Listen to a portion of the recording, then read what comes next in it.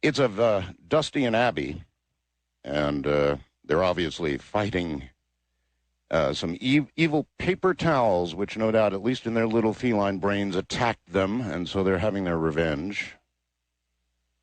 That occurred, I think that was last night, and it was funny. You just go out there and look, and you go, well, you can't say that on the radio. Speaking of radio, it is the hobby I indulge in much of the time when I'm not here. And you can get sort of a cute little sneak peek at ham radio by going to a place called smeter.net, www.smeter.net, SMETER.net. Now, we've indulged in several RV trips.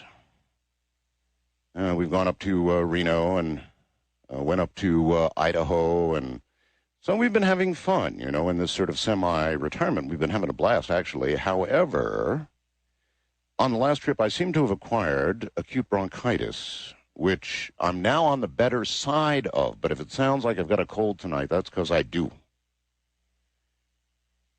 Ramona's cold, of course, turned into asthma, so we've had quite a time of it for the past week or so. Tonight's program is going to center around UFOs. A very, very basic part of this program always no, you know what? That's not true. It has not always been. But for many, many years now, it certainly has been one of the mainstays of the program. And in that spirit, I have for you on the website tonight 2 interesting pictures, actually videos, of recent UFOs. Now, the first one I found on the web, somebody sent me, and then I sent on to Lex to get it up there. It's from Bulgaria, and I think it's damn good, really good. And the reason I think it's so good is because it's an obvious UFO. In other words, it's not far away and fuzzy. It's close and very visible. And there are, there's a field of reference there. There's a building in the forefront of this UFO. Therefore, you can assign to it some sort of scale. And I tell you, it's pretty good. So you might want to take a look at that one. The second one, Lex found and put up. I don't think it's quite as good, only because it's taken from a pretty good distance. And I don't know about you, but I cannot make out the shape of the object in any detail. But it's still a good UFO photograph. The first one, though, the one from Bulgaria, I think that will knock your socks off a bit. It really is quite good. And tonight's guest, Stanton Friedman, of course, has been doing this as his life's work, that is to say, UFOs. So it's going to be a very interesting program tonight, and as a primer for it, I suggest you go to coasttocoastam.com and take a look at those and rate them, if you will, as I did. Again, the first object is close. You have a frame of reference, that is the building, for its size and where it is relative to everything, and so you can make a judgment about its size, and it's pretty damn big. The second one farther away, doing some aerobatic stuff, and then, so I don't know. That one, as Stanton would be quick to say, would go in my gray box. But the first one, that's pretty good stuff, folks. So you might want to check it out. coasttocoastam.com. It'll be right there, plastered upon the front page. Now, the Bell family has a few favorite TV shows. My favorite TV shows would be Medium. You seen that? Man, what a show. They're going to have a little bit of 3D, and I'm looking forward to 3D and high D. That should be something coming up this week. And then House. Have you seen House? My Lord, what a well-acted show. And then finally, there is another good one, too. Gina as Commander-in-Chief. Boy, she's very, very good. I really like that. So Medium, House, and Commander-in-Chief, just excellent stuff if you haven't checked them out yet. And then, since I'm in the world of TV, let me do a little bitching. One of my favorite TV shows in the past has been practice. Remember the practice? Which has now become Boston legal. Well, I want to raise a little hell here with the people who are doing this. This was, without a doubt, one of my favorite TV shows. James Spader, incredible, just incredible in the part, but he is being emasculated, in my opinion. The program itself is being emasculated. It presented some of the finest, sharpest, most controversial, suspenseful dramas I've ever seen on television. And that was during the time between when the practice was going off and Boston Legal began. My God, it was a good show. And James Spader, oh, just incredible. The bad guy, the attorney, the bad guy, but kind of a good guy, but really a bad guy. And now, it seems to me, they've emasculated him. And the program itself. They have turned from the serious, the controversial, the dramatic, the gut-wrenching, to the frivolous, to the fluff, to the nothingness of regular TV. In fact, I suspect that they may have hired some of the people who became unemployed when Ally McBeal went belly up. I don't know, but I want it to change. I want it to go back to what it was. What it once was. So I wonder if anybody out there agrees with that. If you watch a TV show sort of as a almost not quite religious experience, mind you, but a sort of a thing that you do, and then it suddenly changes on you and becomes less and becomes sort of frivolous and mindless and it drives me crazy. So the people from Boston Legal, I hope you're listening.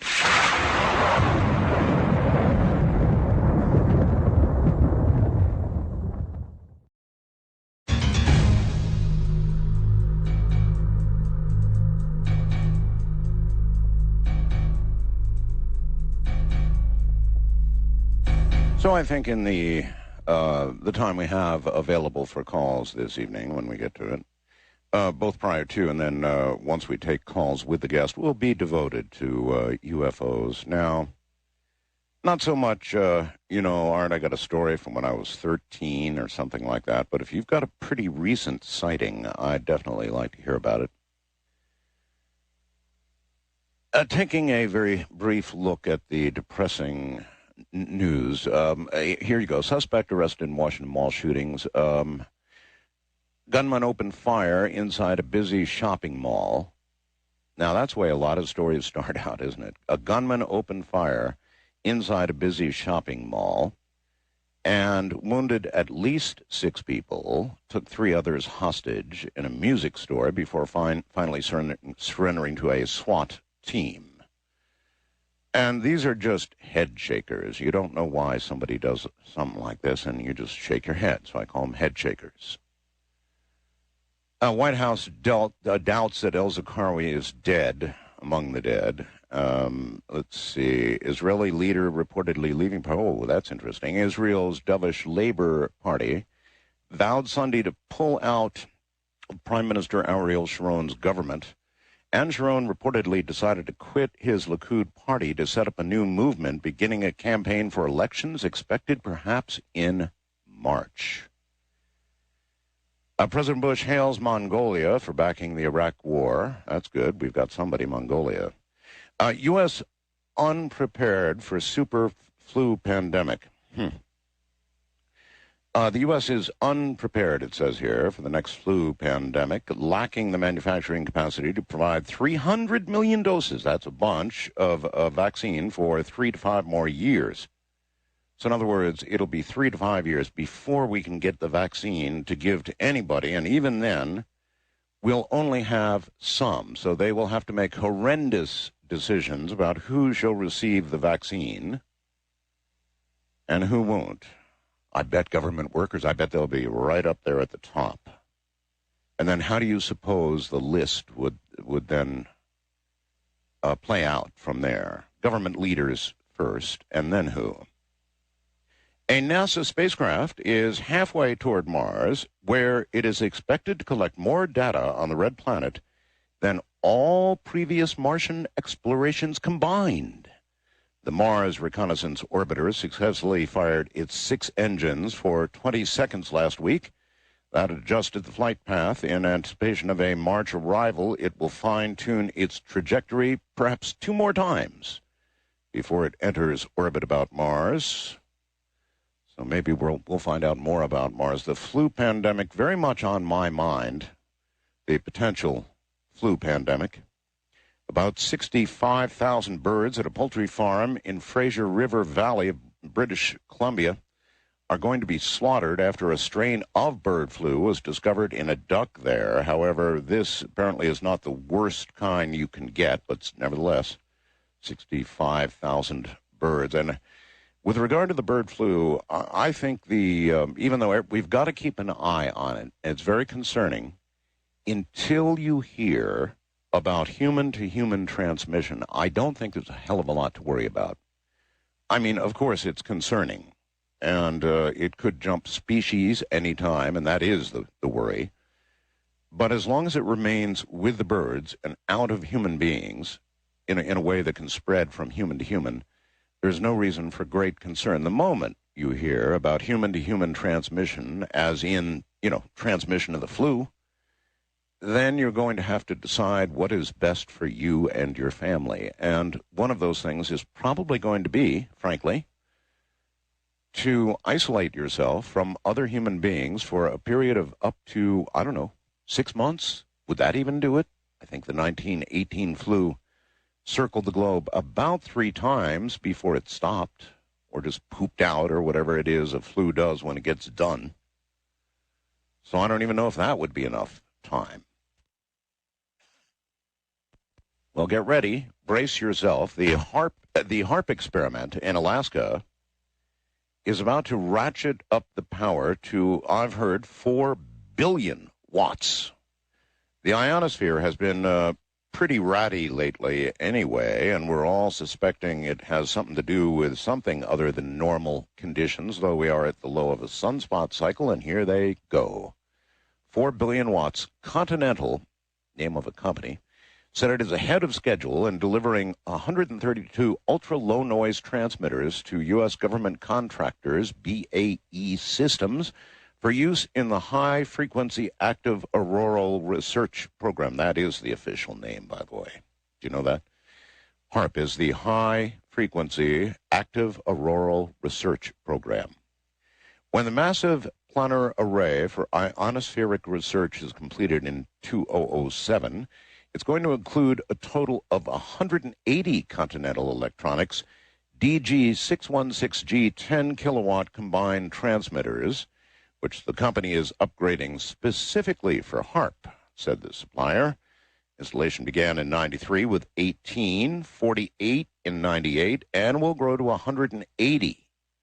The final expansion will bring the HARP array to full power, with ERP increasing from 84 dBW to about 96 dBW. That's lots and lots of power, folks.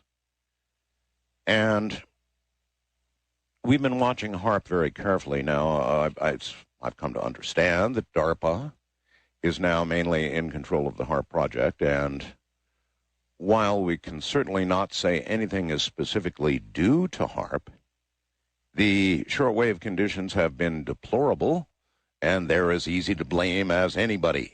Moreover, if HARP wasn't working, it seems to me the funding would have been cut. God knows we cut it for everything else, but instead HARP is getting the bucks, the transmitters, and they're going to go all the way to 4 billion watts. And again, I say if it wasn't working, if something about it was not performing as hoped, I guess we should put it that way, then they'd be cutting the funding, but they're not. What does that mean? It probably means it's working. Levels of carbon dioxide, this is from the Independent, of course, in the UK. Levels of carbon dioxide in our atmosphere have jumped abruptly, raising fears that global warming may be accelerating now out of control. That little click we were all talking about. Measurements by U.S. government scientists show that concentrations of the gas, the main cause of the climate exchange, that's exchange, rose by a record amount over the past 12 months. It is the third successful year in which they have increased sharply, making an unprecedented triennial surge. Scientists are at a loss to explain why the rapid rise has taken place, but they fear it could show the first signs that global warming is now feeding on itself, with rising temperatures causing increases in carbon dioxide, which then go on to drive the thermometer even higher. That would be a deeply alarming development, suggesting that this self-reinforcing heating could spiral upwards beyond the reach of any attempts to combat it. The development comes as official figures show that Britain's emissions of the gas soared by 3% last year. That would be about twice as fast as the previous year. The increase caused by rising energy use and by burning less gas, more coal in power stations, jeopardizes that government's target of reducing emissions by 19% by 2010. And clearly it is changing our weather. Or clearly, I guess it would be fairer to say, our weather is changing. This from David. David says, hey, Art, I thought I'd write and mention the odd weather we've been having in our neck of the woods, just the north shores of Lake Ontario, a town called Burlington. About 3 weeks ago, we began having very strong windstorms. I've lived in the area all my life, never seen anything this strength or duration. About 2 weeks ago, Hamilton, a city next to us, had a tornado. It was an F1, F2. Anyway, strong enough to rip the roof off a school and some other buildings. Many sheds and decks disappeared for good. Its path took it over the escarpment and into Lake Ontario. So be warned, the weather clearly is changing, as was demonstrated by Katrina, of course, in New Orleans. And speaking of New Orleans, spores, this was so predictable, right? Spores of airborne mold have become a hazard in New Orleans, where the cleanup's still going on and will be for some time now. Andrew Buncombe, I believe it is, writes in The Independent that the Natural Resources Defense Council, or NRDC, has accused the federal government of failing to warn people about the danger, much as they failed to warn New Yorkers about dangerous air pollution post 9/11. When the NRDC took air samples from 14 different locations in the New Orleans area, 9 of which had been flooded, they discovered incredibly high levels of mold spores. Allergist says that an outdoor mold spore level greater than about 50,000 spores per cubic meter is dangerous, and the ones here are quite a bit above that. And then finally, in this area, my little area of the world, there is some interesting news. Former Hollywood Madame Heidi Fleiss says that she is bound for a brothel in the southern Nevada desert that she says she's going to help remake into a resort featuring male prostitutes serving female customers. I'm moving to Crystal, said Fleiss Wednesday, of a desert crossroads about 20 miles north of Pahrump, Nevada, and about 80 miles outside Las Vegas. It features 2 bordellos and very little else. That's Crystal, all right. I'm going to open a stud farm, said Fleiss.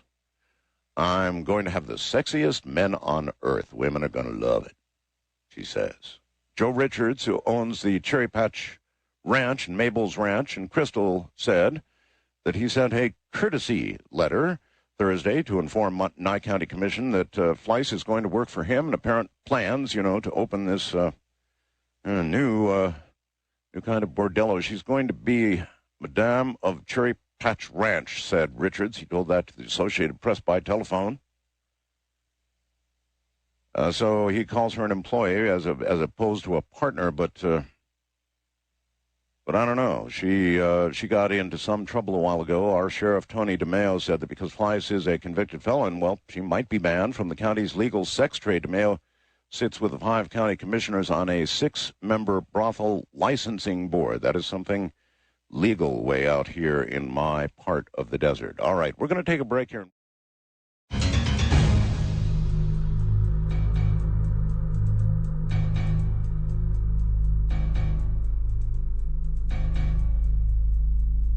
As promised now, to your calls to remind you that Stanton Friedman will be here at the top of the hour. Perhaps Stanton could claim the title of the grandfather now of ufology. I'm not sure. I'd have to think about that, but certainly he's very close to that. So it's going to be an interesting evening, and these things are with us all over our skies. Let's see what you have to say. Good evening. First-time caller line, you're on the air.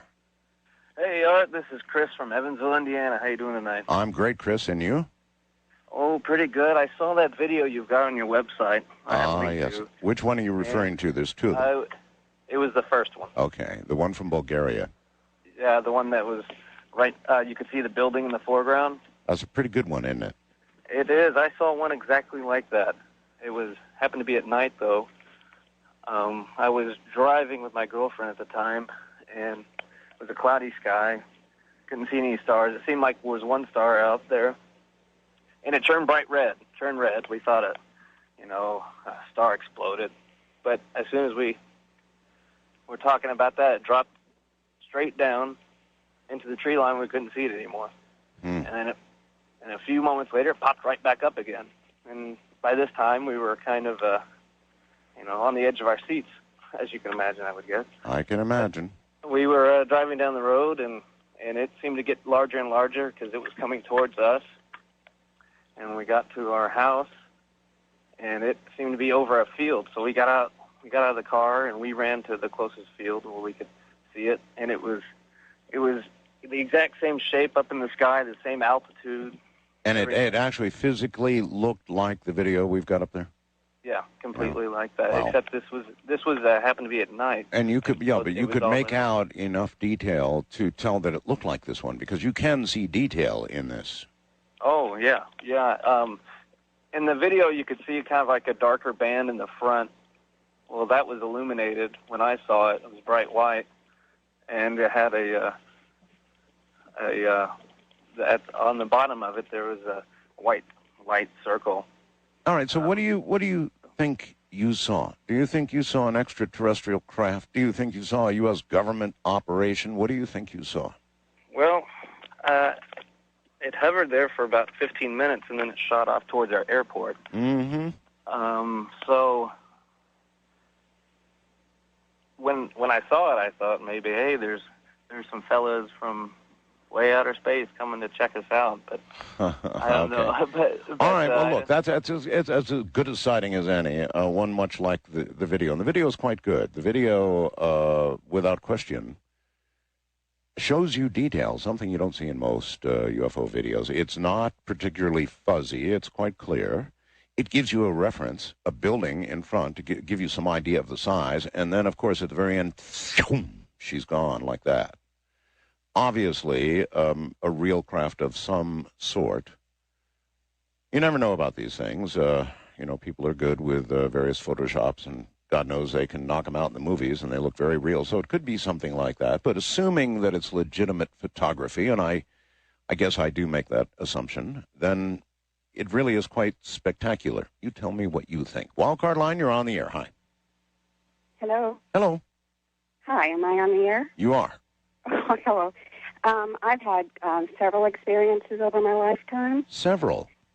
It started in Central California. I lived in Fresno, and I was just sort of summoned to look up in the sky, and I looked up and saw a dot. And as soon as I saw this object, it disappeared. It was like it knew it had seen me, or I had seen it. Mm-hmm. Not long after that, I had a celestial visitation, and it was like a beautiful spirit.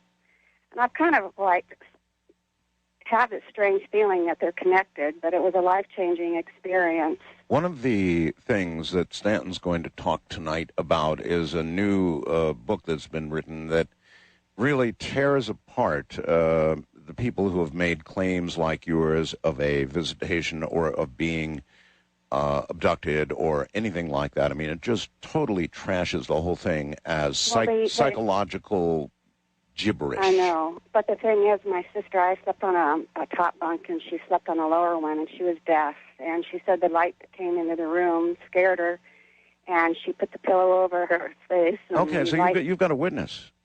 I have many witnesses. My sisters from another bedroom saw a bright light shining under the door from my room. So, and my sister, who was deaf, I was trying to explain to my mother the following day that what had happened to me and how I felt totally changed about I wasn't just a regular kid anymore. I was more global. I thought if I was a person in Africa, I would see it as a familiar form as a child in Africa. And I became very world, conscious, and actually did end up traveling as a national person's wife to visit different countries.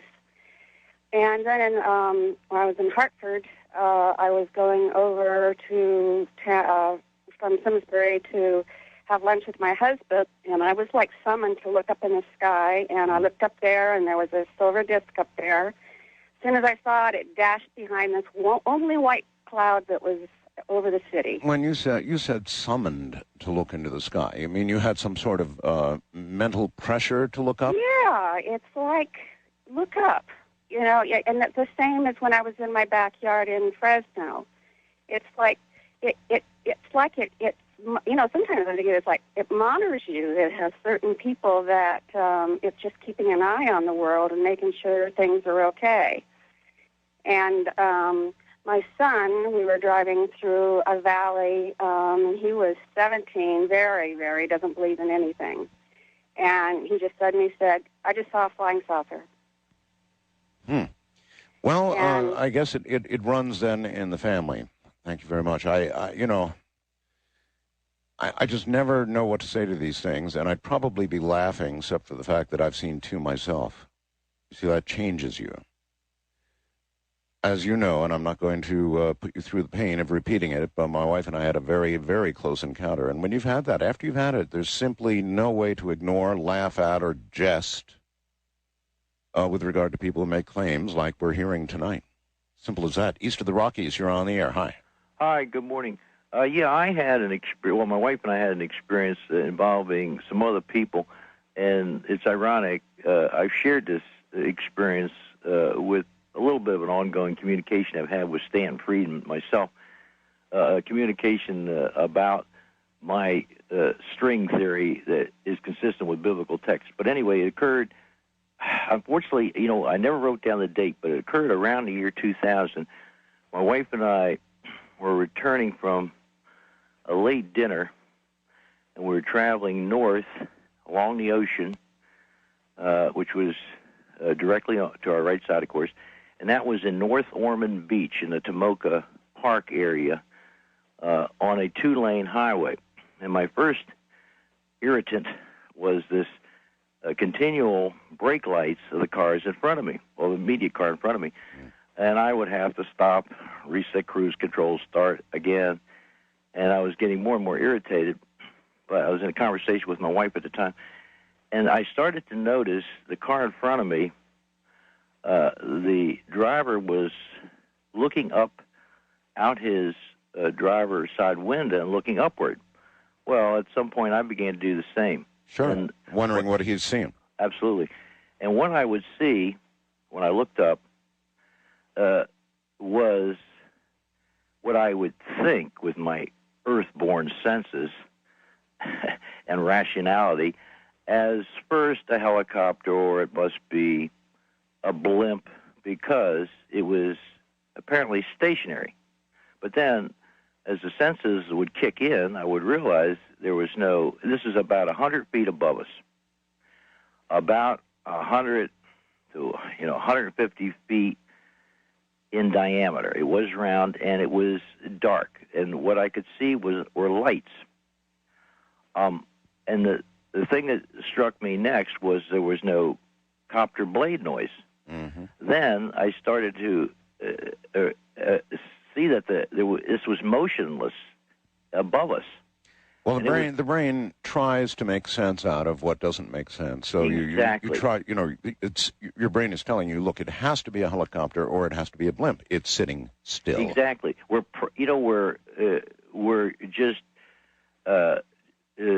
just trained that way with our earth senses. And so you try to come up with a quick explanation. You're trying to continue driving. And at some point, I started to realize this large object, circular in its size and dimensions, it was had these lights, and I started to realize there's no Compton noise, and I had never seen a blimp. First of all, nothing can fly that close with the aeronautical laws, that close to the ground, immediately above the Route A1A, which is a 2-lane highway that runs along the Atlantic Ocean. And then, of course, the blimps, if they do have any lights, generally they're around the square cabin. Well, how did this end? Okay, so the car is finally almost slowed to a stop. Everybody was following suit. They were looking out their windows. And then finally, speed was resumed. But as we looked behind us, it never moved from that spot. When I got home, I called 911. I looked in the newspaper the next day, saw nothing. But my wife and I talked about it, and of course, I have my own beliefs. I absolutely believe that this is a life form, and it has its own vehicles.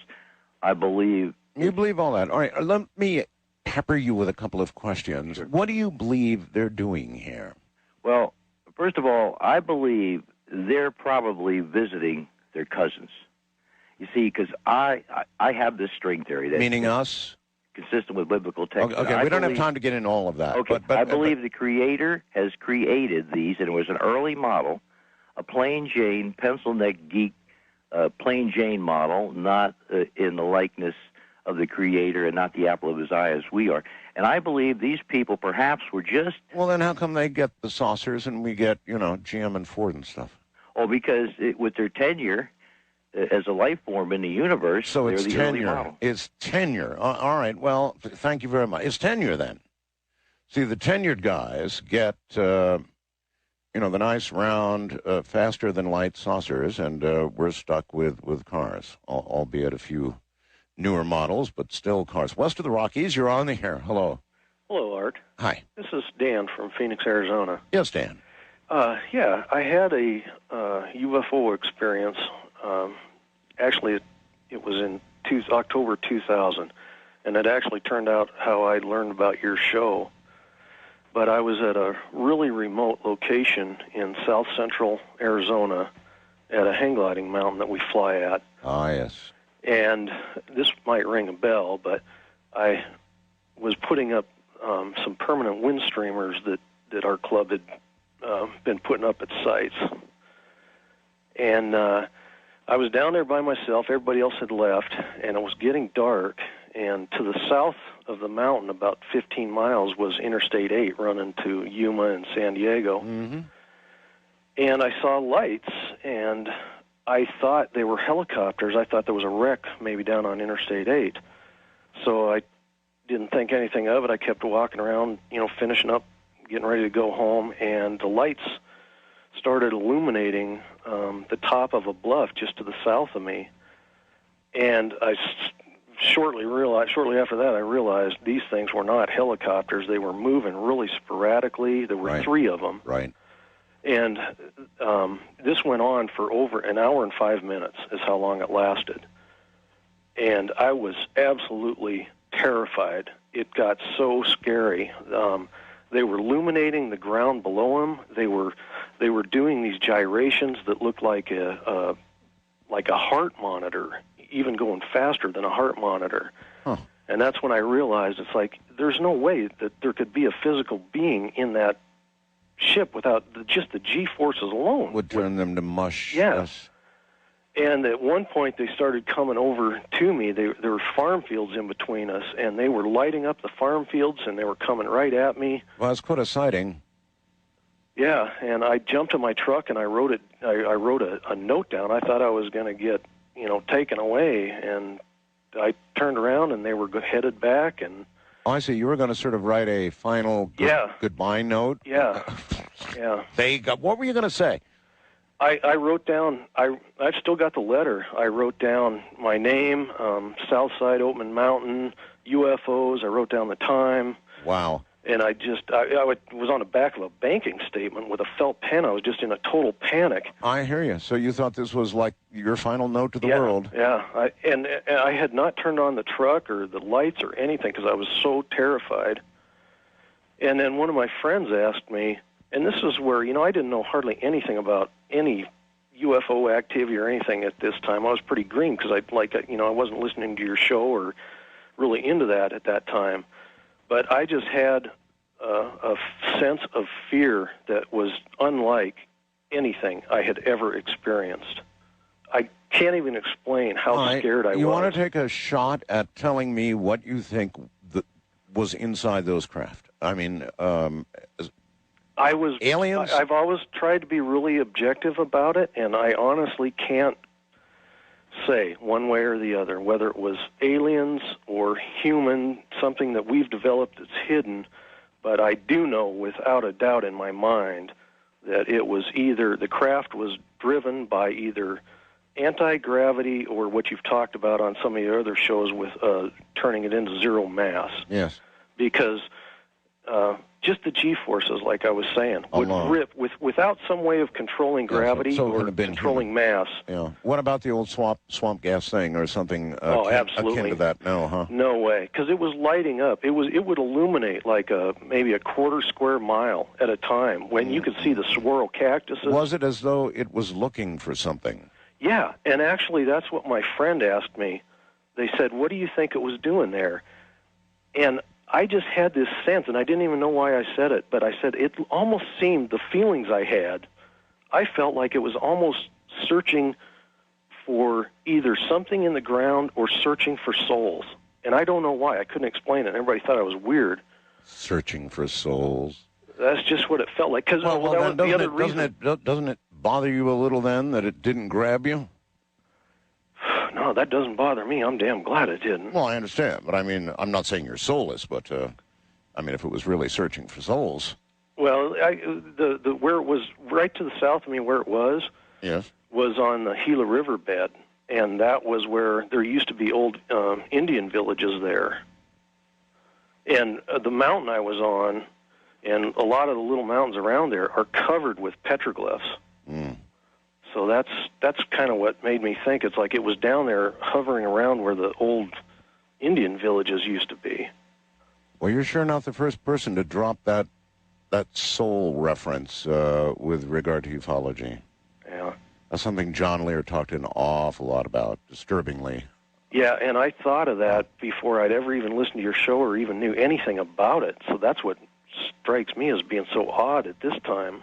Maybe that's why, thank you very much, there is so much interest from the religious world, the religious community in ufology. Maybe that's why the Catholic Church ran over all kinds of obstacles, people complaining about the environmental impact and so forth, to get a telescope up in a mountain in Arizona to look for what?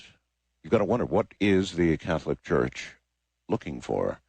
And what about this connection between the religious world and ufology? I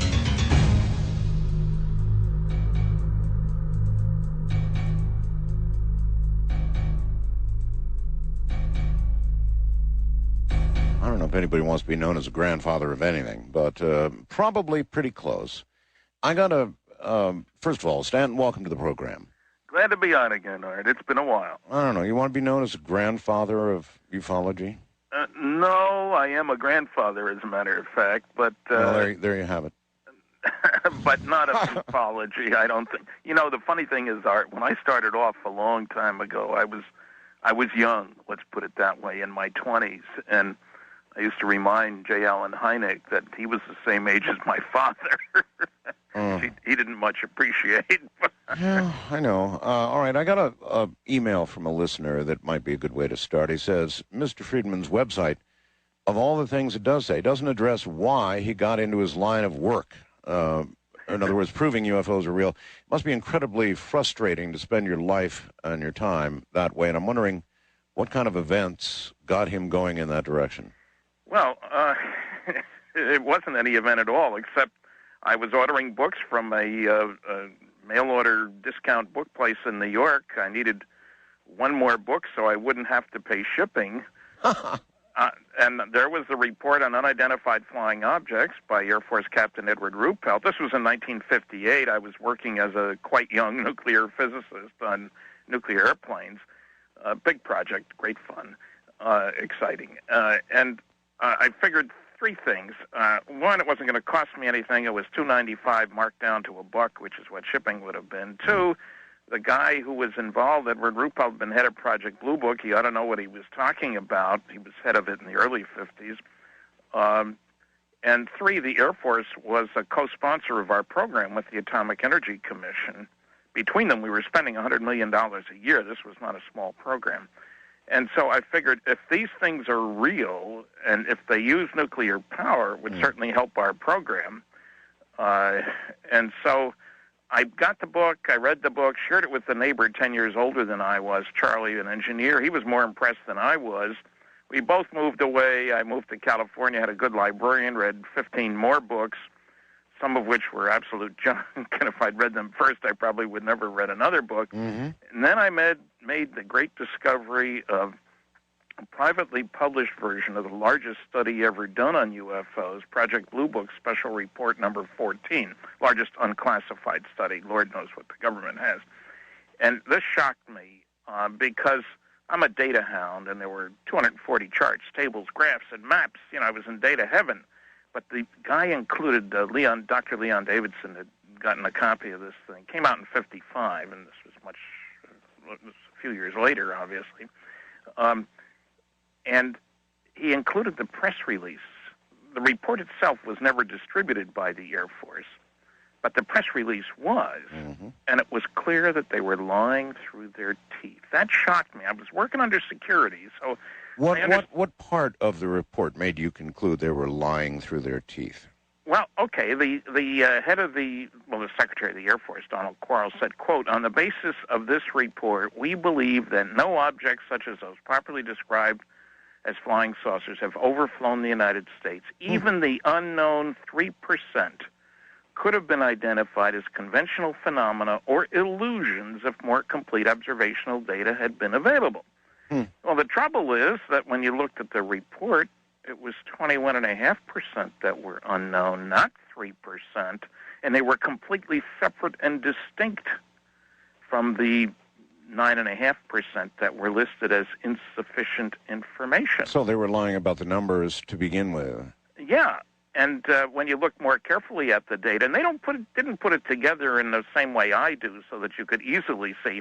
When you look at the quality evaluation, this involved 3,201 sightings, so it's a good number. The work was done by Battelle Memorial Institute in Columbus, Ohio, under contract to the Air Force, not by a bunch of UFO nuts, you know. And when you look at the quality evaluation, for example, of every single sighting, they found that the better the quality of the sighting, the more likely to be unexplainable. The exact opposite of what the noisy negativists keep telling us. You found that the duration of observation was longer for the unknowns than for the knowns. They did a statistical cross-comparison between unknowns, which are the only ones I'm interested in. That's why my lectures, flying saucers are real rather than UFOs are real, because all flying saucers are UFOs. Very few UFOs are flying saucers, and I don't care about the IFOs, identifiable flying objects. What they found was that the probability that the unknowns were just misknowns was less than 1%. The probability that the unknowns were misknowns. The two groups don't match in any of the 6 characteristics which they looked at: apparent size, color, shape, speed. In other words, if there was no difference, you'd expect that pretty much, the same percentages would be green, yellow, or fast, slow, all the characteristics that they looked at. And they weren't. And so that really shook me up. And then by one of these synchronicity things, I guess, shortly after finding that, within a year or so, I was project engineer. I was working for Aerojet General Nucleonics on the West Coast. I was project engineer on a contract out of the Foreign Technology Division of the United States Air Force, same place that Project Blue Book was, and was making either every month, every 2-month trips back to Wright-Patterson Air Force Base. And while I was there, my contract was, it had a great title, Analysis and Evaluation of Fast and Intermediate Reactors for Space Vehicle Applications. The word that was left out of the title was Soviet. trying to evaluate, because I had worked on our programs, were they going to be able to put up nuclear power plants in space, which would be very nice because they give you lots of power. My conclusion, incidentally, in the highly classified report, which I still don't have a copy of, put out 2 volumes. One was unclassified, one was, and nobody saw it. I don't think my boss got a copy. Really? I successfully predicted that they would be putting them up, and I must have been the only guy on the whole continent that was happy when Cosmos 954, Soviet satellite, came down in northern Canada near Great Slave Lake back in the late 60s. Oh, yes. Remember all the fuss about those poor caribou who are going to get irradiated? Yes, I do. Yeah. The funny thing is, of course, that none of the news coverage, and there was plenty, Time, Newsweek, etc., focused on what was most important. This was like the 13th nuclear reactor that the Soviets had operated in space. They wound up putting up about 3 dozen, incidentally. We put up one lousy system. Theirs was used for sideband radar for scanning the ships at sea. They'd be useful for particle beam weapons, laser weapons, stuff like that. So they were very important, and it's kind of funny. I wrote a Freedom of Information Act request of the CIA for characteristics, and that was classified, what the characteristics were of the Soviet reactor, as if the Russians didn't know. I'm curious, you were working on nuclear airplanes. Is it reasonable to ask today why we don't have them? Well, it's a reasonable question. Yeah, one of the frustrations of my life, that's why that intro includes the word canceled government-sponsored programs, was the total lack of leadership. We needed an Admiral Rickover. You remember him with nuclear submarines.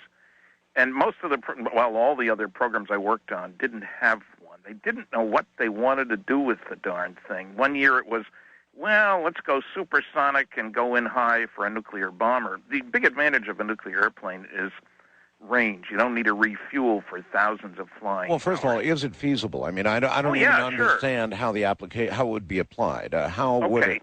There were 2 different approaches being funded. Ours was the big one, maybe $100 million a year in 1958. This was not 4 professors and 8 grad students who understand. Right. It very straightforward. The air comes into the compressor of the big jet engine, and it goes through the reactor to be heated instead of burning fuel, and then goes out through the turbine at a very high temperature, like 18 or 1900 degrees, and creates thrust, just by kicking the air out the back end. That's the direct cycle. Huh. There was an indirect cycle. Navy reactors operated about 1,000 degrees, so that gives you some idea. We were way up there with the technical difficulty of these things. The indirect cycle, Pratt Whitney, I had the 2 jet engine companies. I was working for GE, and Pratt Whitney was looking at, you'd have a liquid metal-cooled reactor. Liquid metals are lousy in air and water, oh boy, and messy things. But you can make a much smaller reactor because it's a better heat transfer system, so the shielding, which is what I worked on, would be smaller. But then at some point you have to give the heat to the air to put it through the turbine. Right. And that's a messy, messy problem because the metals that are good against liquid metals are lousy against oxygen. But you're telling me a nuclear airplane is feasible? Yes. It is feasible. We operated jet engines on nuclear power in 1957. What would be the characteristics of a nuclear airplane? I mean, well, it would be big. That's one thing. It would be able to operate for a few thousand hours without refueling. Huh. So that, you change crews, but you don't need to refuel the reactor. And so just like submarines, they could go to the air and remain there for very long periods. Now, there were a bunch of applications. Could be a bomber. It could be cargo planes.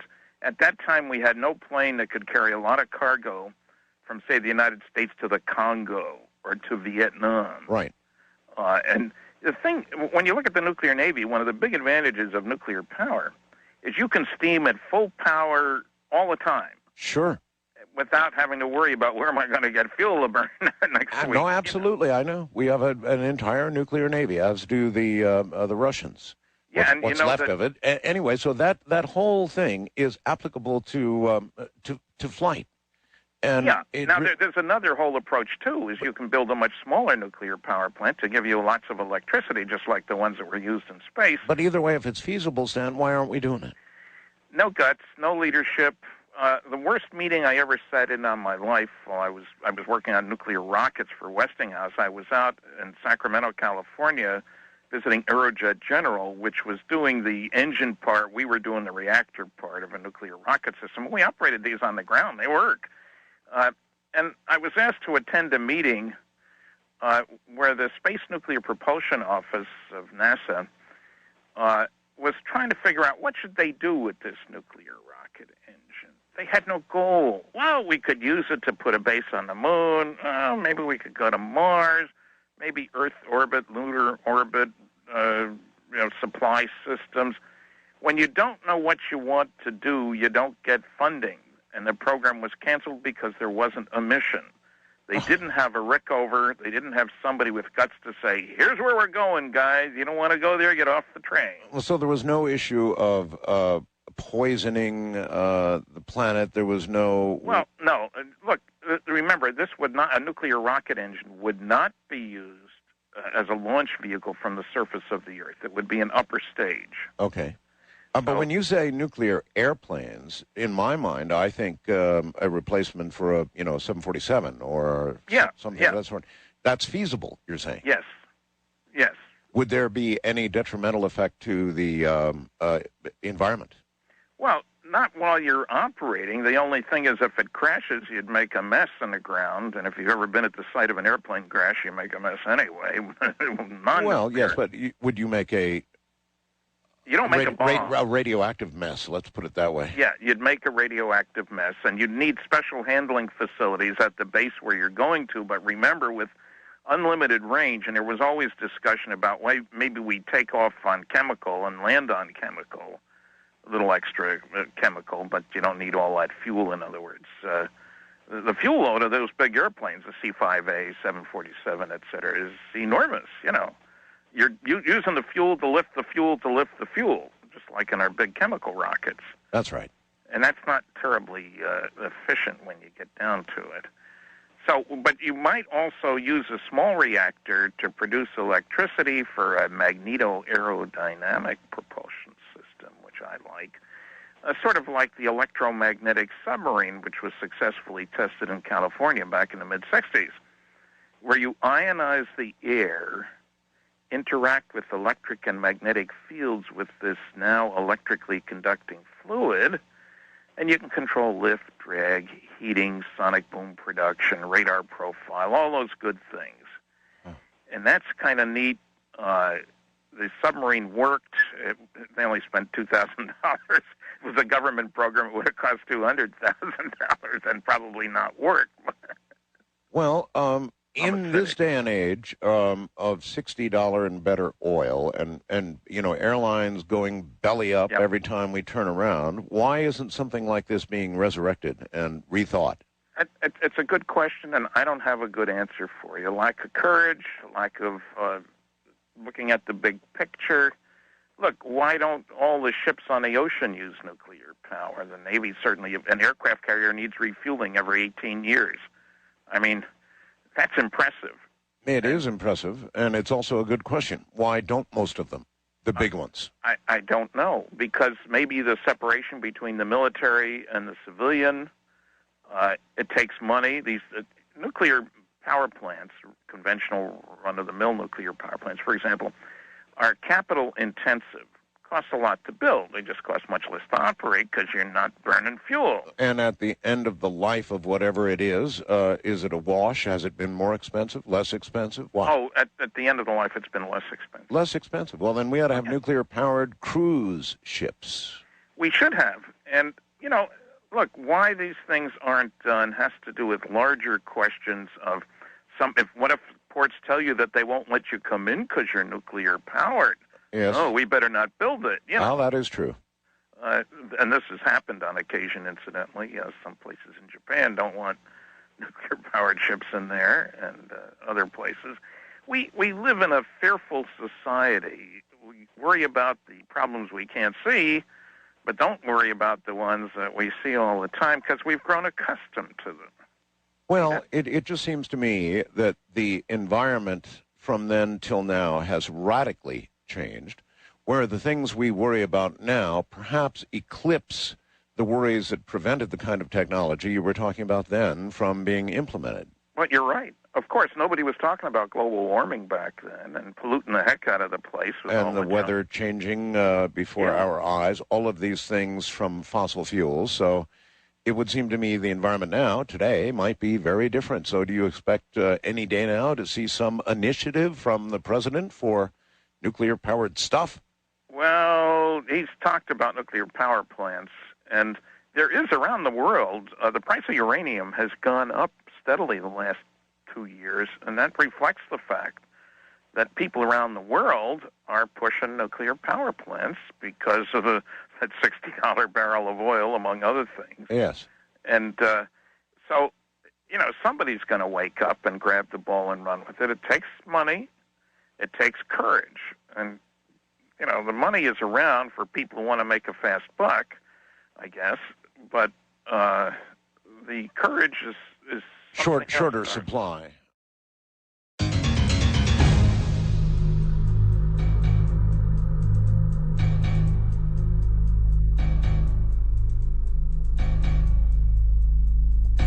Stanton Friedman just had an opportunity in September to go to China. That is a very, very sobering experience for any American. Believe me, it certainly hit me like like a sledgehammer. Going to China just shocked the hell out of me, and I did it quite some number of years ago now. But the level of industrialization, the level of industry going on in China actually scared me. And since Stanton was there just, September, I'm wondering what kind of impact it had on you. Well, I was extremely impressed. Concerned is a little sidelight to that, but I went to Hong Kong first. This came about because a mutual UFO network member in Wisconsin was friendly with the son of the man who headed the Chinese UFO Society in Dalian, China, which was planning a World UFO Conference. And I was contacted to see if I might be interested, and I said, of course I would be. And there was a little problem like, who's going to pay the freight for me to get there? I'd speak for free, but it's a long way from Fredericton, New Brunswick, where I live. Yes, it is. And the Hong Kong UFO Society came along. I had met Moon Fong, who's the president of it, several years ago in California. And so they arranged things, and they sponsored a talk by me in Hong Kong, for which they charged admission. Was sold out over a week in advance. Very pleased about that. Congrats. 80 Hong Kong dollars. A lot of interest over there then. Oh, yeah. And they even had to sell some standing room only seats. And the three of them, the people from Hong Kong, went with me then to the World Conference in Dalian, China, which is 3.5 hours away. Mainland China? What? Mainland China? Oh, mainland, yes. Northeastern corner there, up toward Korea. Oh, yes. And so I wasn't taking the usual tours of China, but there was quite a contrast between Dalian, which is a big city, 2 to 4 million, which by Chinese standards isn't huge, but no. I was very impressed with Hong Kong, the airport, the new airport. I don't know whether you had to fly in alongside the buildings. I came in, to the old landing strip, Stanton, downtown, and that by itself was an experience of a lifetime. Just scared the you-know-what out of you. Anyway, the new airport isn't like that. Right, so I've heard. Way out, and it was incredible and beautifully done. And you know what, Art, what surprised me? I'm getting sick and tired of flying in the United States, taking your shoes off, waiting in long lines, and they're worried about nail clippers and all this kind of stuff. Well, in China, there wasn't any of that. They don't seem to be worried about who's coming here where. I mean, they look at your passport and look at your face, and, that's it. And it was easy going in and coming out. The people were friendly. I didn't feel a sense of a police presence anywhere. Boy, I sure did. Of course, that, again, was a number of years ago. It may have lightened up now. Well, I gather they've lightened up. That's what everybody tells me. I'll tell you, one of the things that impressed me about Hong Kong was the energy of the place. Yes, oh, yes. more 50-story buildings in one small place than you can ever imagine. Did you get a good look at how they do the construction on the a lot high-rise buildings? A lot of big cranes, and they go up fast. That's about all I could see. A lot of bamboo, too. Anyway, I'm interested. Your impression of Chinese ufology and what the Chinese are doing and allowing. Well, they seem to be open and free. I did 7 interviews in Hong Kong. Some of them, I mean, they were all done in English, of course, because I don't speak Chinese, but some of them were for the Chinese press and some for the English press, because Hong Kong, of course, still has a substantial English-speaking population. Yes. And there wasn't the slightest hint of noisy negativism. None of the, nasty cracks at the beginning, you don't really believe in this stuff and stuff like that. And I saw the press coverage, some of the English press coverage, and it was very friendly and straight. In Dalian, China, where the World Conference was, and I was the only North American there. There were some people there from Hungary and Israel and Australia, and a lot of people from Taiwan and Japan and Korea. There were a couple of things. Now, the accommodations weren't that fancy in Dalian, but the level of the people, and they all give you business cards over there. I know. Standard thing. And you start looking, you're dealing with engineers and scientists and professors and so forth. That was impressive to me. They translated a lot of the titles. They had a booklet about the lectures. I didn't get a lot of time to speak there, but I got an award from my paper, which they had translated. It was Government UFO Lies. Now, you can imagine they liked that. Oh, well, yes. That's why I'm having a hard time imagining ufology getting off the ground in China. Anything anti-government. And ufology... But it was the U.S. government I was talking about. Well, but okay, but still, it's going to translate. I mean, if you get people interested in ufology in China, they're going to have to believe ultimately the same thing about their own government, sure. Aren't they?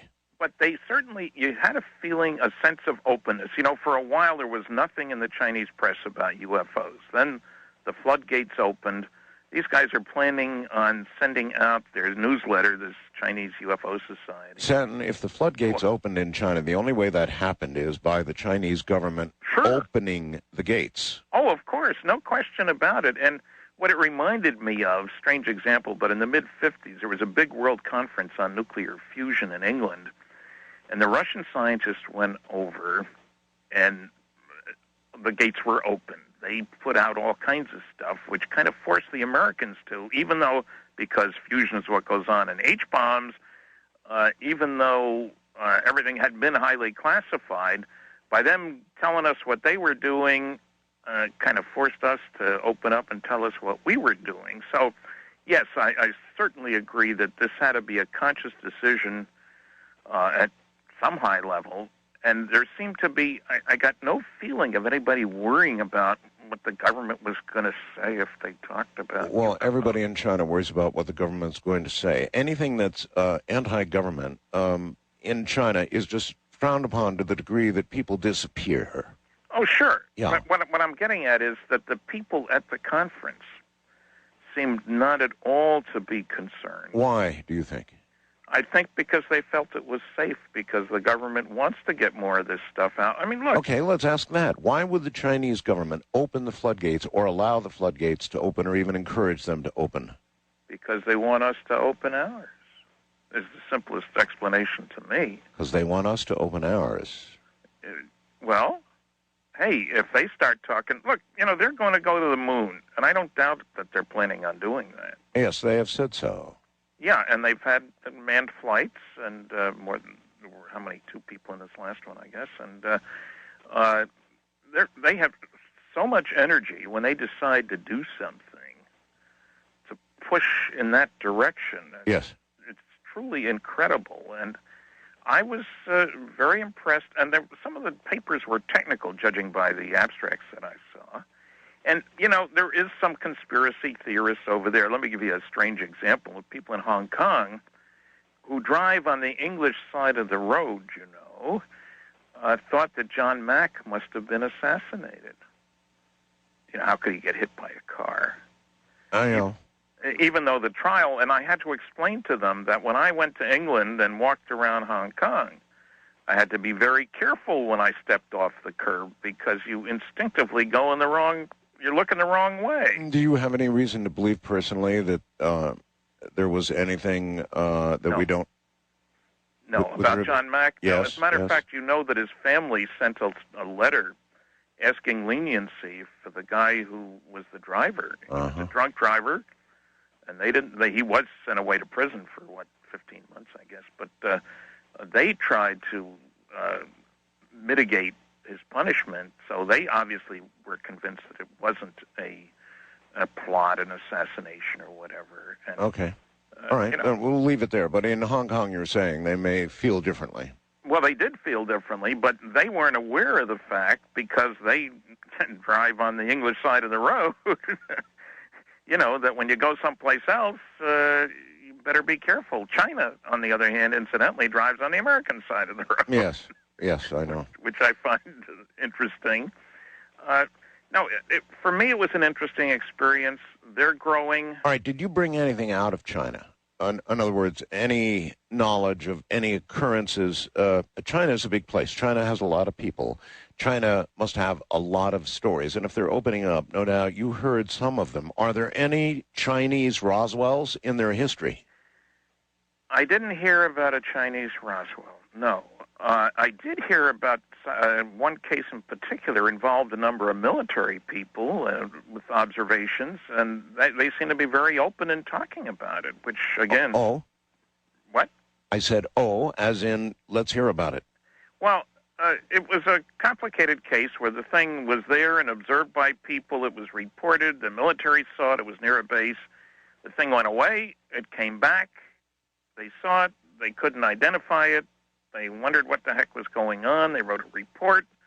It was one of those things that, gee, how could they be so open about this when our guys are so afraid to talk about, military guys, yes, what happens while they're in the military. So I think we're going to be hearing a lot more from the Chinese, and I think they'll be using our stuff. I got contacted by another Chinese scientist, actually, who's going to be translating some of my things for over there. And I think that I was surprised, for example, at the number of Taiwanese scientists who were there. You know, you hear about the fuss between Taiwan and yes. China and mainland China, and I didn't see that at this conference. They were mingling and talking and open, and the same with the Koreans, South Koreans. I would imagine the main part of your talk, at least as far as ufology is concerned, would have been Roswell. Am I correct? Well, no. In Hong Kong, I gave my semi-standard flying saucers are real, and we had 3 translators sitting across from me. I had to work up a transcript for them so they could translate in advance, I guess, and I don't read a lecture. I don't have a transcript of my lecture. I speak highly practiced extemporaneous. How's that? Okay, try it on me. Flying saucers are real. When you begin to make that case to somebody, and that's a hell of a case to have to try to make, it's easy. How do you do it? Well, I give my conclusions right up front, so they'll be alerted to what it is I'm going to be talking about, that some UFOs are alien spacecraft, that we're dealing with a cosmic Watergate, that there are no good arguments against those 2 conclusions, and that we're dealing with the biggest story of the millennium. So now I've got their interest anyway. And then I review 5 large-scale scientific studies, Blue Book Special Report 14 that I talked about earlier. I talk about the UFO evidence, Dick Hall's early and late books by the same title. I talk about J. Allen Hynek's book. I talk about the congressional hearings, and especially Dr. James E. McDonald's outstanding paper with 41 cases that couldn't be identified. I deal with, there's one more in there someplace. It doesn't matter. Anyway, you conclude there is a real aspect to this. And what we're seeing in our skies, at least in some cases, represents alien technology. Yeah, and then I deal with the four major reasons that the big shots of science and journalism haven't jumped on the pro-UFO bandwagon. I'd be interested in that. Why not? Ignorance of the data. I see, after I talk about each of these large-scale scientific studies, I ask how many people here have read this? And, it's 1%, 2% on a good day. Right. So the first is ignorance. I've talked to as many as 2,000 people at once, 1,000 engineers and scientists at once. I never get more than 1 or 2% who've reviewed any of these large sources of data. Mm-hmm. Now, I happen to believe if one is expressing a purportedly professional opinion from a publicly appointed pedestal, I like that alliteration there, one has an obligation to have studied the data or to shut up or at least preface one's remarks with, look, I don't know anything about this subject. Here's my personal opinion. We're all entitled to those. But professional opinions about most things require knowledge and ethics. Yes. The second problem is the fear of ridicule, the laughter curtain. I check all my audiences at the end of my lectures, never at the beginning, and find that about 10% believe they've seen a flying saucer.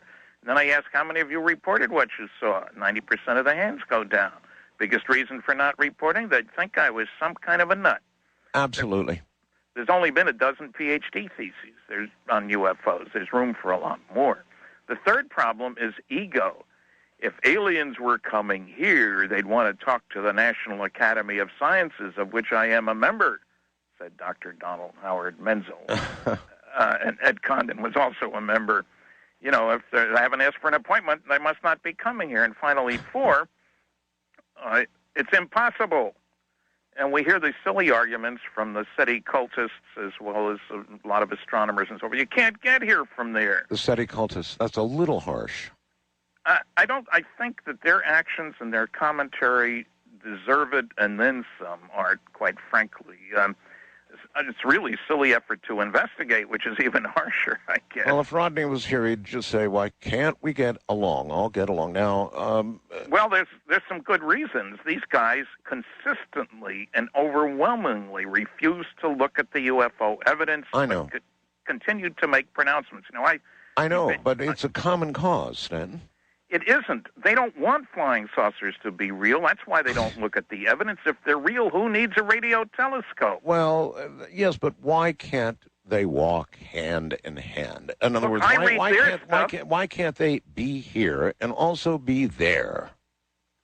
Oh, I'm not saying there aren't guys out there. I am saying that the notion that they are using, you should pardon my saying this on a radio program, but that they're using the same kind of technology that we're using is absurd. Our technology is a product of, 100 years of development? Yes. Zeta 1 and Zeta 2 reticuli, 2 stars 39 light years away, are 1 billion years older than the sun. Well, one might even suggest that 100 years is magnificently short, actually, for the amount of progress technically that we've made. In fact, even suspiciously short. Well, I would agree. Let's agree on that. But the question is, where will we be 100 years from now? And, we blast out radio signals. We were for a long time. Now it goes up to a satellite and comes back to Earth, doesn't it? Yes. Well, we're not going to be leaking a lot of stuff out there. They're assuming that there's no colonization, no migration, no travel, that the technology that's being used is such that we could pick up their signals and interpret them. And as they find nothing with their looking, they keep saying, maybe they're 500 light years away or 1,000 light years away. Interestingly, by the way, Stanton, they are beginning to say, even we, meaning SETI, must perhaps get to the point in the next 50 years of looking that if we do not find something, we're going to have to conclude the possibility of there being nothing. They're actually beginning to say that. Well, they're getting discouraged because it's an empty hole that they're looking down. Well, if it's an empty hole that they're looking down, then aren't you worried about your part of it here? No, because we have evidence and they have none. If they're not there, then how can they be here? Yeah, but you won't know whether they're there or not by listening for signals that it seems almost certain would not be put out by an advanced civilization because they've gone past that. I don't use the slide rule anymore, Art. I did when I started work. Still, though, you've got to admit, Stanton, scientifically it is possible that we could suddenly begin picking something up. It's not out of the realm. Well, if we do, yes. So what? How far away will it be? Well, no, wait a minute. What do you mean, so what? I mean, that would be a big occurrence. If we suddenly began to receive signals that were unquestionably alien and unquestionably intelligent, it wouldn't be a so what moment. And then we have SETI, which believes that they might indeed be out there, and there might be some sort of signal to be received. Both organizations are laughed at. Both organizations are woefully underfunded. Both movements are ignored and, just made a laughing stock of. And to have dissension among two groups that you would think would have common interest is sort of sad.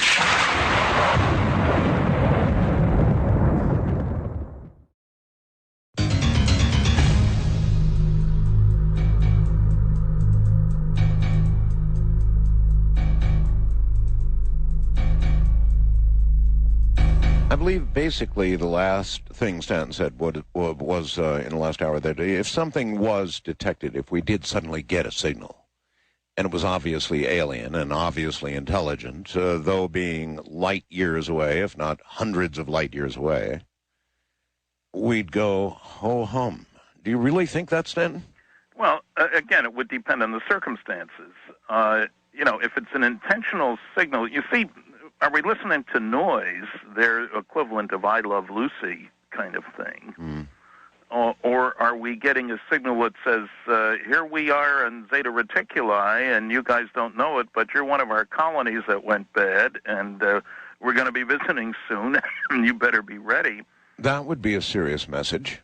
Yeah, that would be a serious message indeed. But the point is, what's different between the SETI people and us ufology types, at least in my case anyway, I shouldn't speak for everybody, though I'm on the board of MUFON, and I think it's doing a lot of good stuff, is that they think of us as the crown of creation, the equivalent of everybody else out there.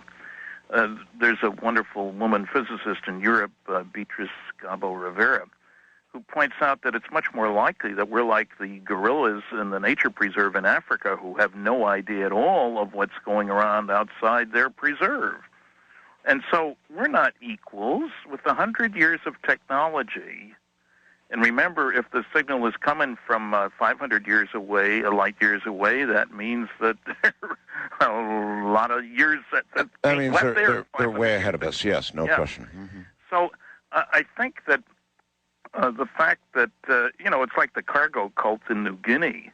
They didn't know what was going on outside of them until they saw the airplanes in World War II. There's a big major difference. When Seth and I each gave, Seth Shostak, who debated on your program. Yes. When we each gave 3 lectures on the Queen Elizabeth II back a couple of years ago. I listened carefully to his. He attended 2 of mine. I think he was signing books for the 3rd one. When it came time to being on the program, it was as if I hadn't said anything. If you read I read 2 of his books. He didn't read anything of mine. Mm. And if you look at the referencing at the back of his books and Jill Tarter and the other SETI people, you won't find any mention of the large-scale scientific studies. All they can say is there is no evidence. I must admit, having interviewed Seth many times... Did he know anything about UFOs? By the end of the program, Stanton, I generally almost had to beg him to read some things, to see a few videos so that he could comment, because his comment was always, sorry, don't know a thing about it, haven't heard about it, don't know anything about it, you'd have to show me. And so, that's been his attitude. That's fair to say. But it's Jill Tarter's, it's the other leaders of SETI. Well, even all of that said, and I do recognize that sad attitude, the 2 of you should have more in common than not, and yet you don't. Well, the thing is, I'm dealing with testimony from people here on this planet. I'm dealing with the government cover-up, the cosmic Watergate, if you want to call it. You never hear them talk about the national security implications of alien technology flitting around in our skies. We're getting older. You may have to come up with something newer than Watergate. Well, okay, I'll try to. No, you're right. And look, I'm an old guy, and I'm resistant to new technology. But I've made 2 steps. Anybody who looks at my website, which is listed on yours, but www.stantonfriedman.com, will notice that for the first time ever, there's a PayPal button. That's a breakthrough for me. Is it? I've not been enthusiastic about PowerPoint, for example. I like slides because they're versatile. They have much higher resolution. So I assume this PayPal thing is so that people can pay. Yeah, they can buy my stuff and do it the easy way, and it saves me a lot of trouble. And especially my new book, the 2nd edition of Top Secret Magic. Oh, yes. Is there anything in the book now, the new edition, that was not previously there? Oh, yeah. There's a whole 5,000-word chapter that deals with all the nasty, noisy negativism. I can't help it, Art. Some of that, as you know, has passed away. Phil Klass passed away. That's right. We've got a couple of stories. I've got a couple of stories. Have you commented publicly on his passing? Yes. As a matter of fact, I do a monthly column for the MUFON Journal. How did you handle it?